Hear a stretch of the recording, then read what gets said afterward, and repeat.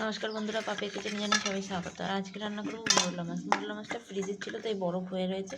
এর উপরে আমি নুন হলুদ মাখিয়ে নিয়েছি আর জল দিয়ে দিয়েছি। এখন তেলের উপর ভেজে নেবে।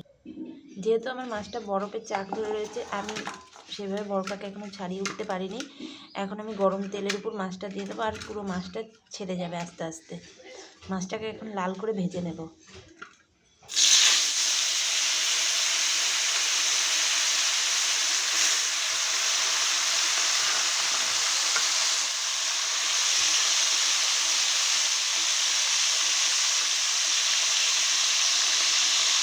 মাছটা খুব সুন্দর করে ছেড়ে যাবে আস্তে আস্তে।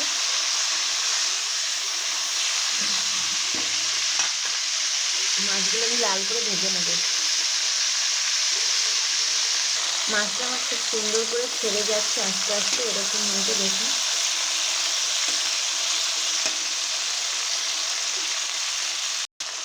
মাছটা আমার খুব সুন্দর করে ছেড়ে গেছে, আর কোনো মাছের গায়ে কোনো মাছ লেগে নেই। এখন মাছটা ভেজে আমি নামিয়ে নেব। এক পিস ভাজা হয়ে গেছে, আর পিস আমি উল্টে দেবো।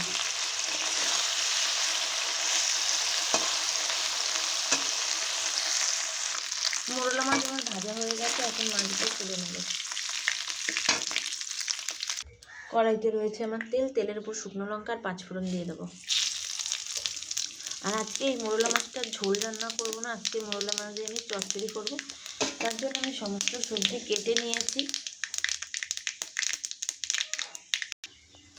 পাঁচফোড়নটা আমার হয়ে গেছে, আর এখন আমি সবজিগুলো দিয়ে দেবো।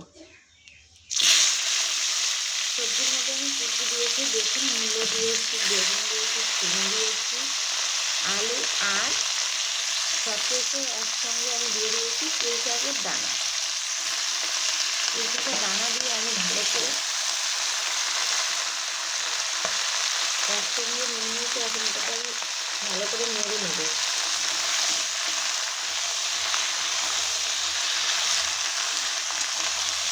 সাথে পালং শাক দিয়েছি। 5 মিনিট চাইলে একটা চচ্চড়ি করবো। আর কোনো রকম এটাতে জল ব্যবহার করবো না, একদম মিডিয়াম আছে। এটাকে আমি নেড়ে চেড়ে নেব। দিয়ে দেবো স্বাদ মতো নুন। স্বাদ মতো নুন দিয়ে দেবো। নুন দিয়ে ভালো করে নেড়ে নেব।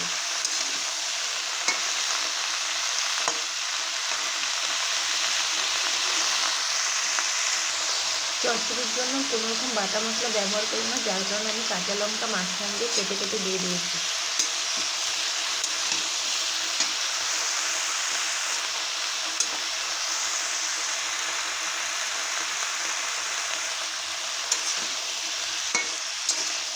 লঙ্কা দিয়ে ভালো করে নেড়ে নেবে। এখন আমি 10 মিনিটের জন্য ঢেকে দেবো।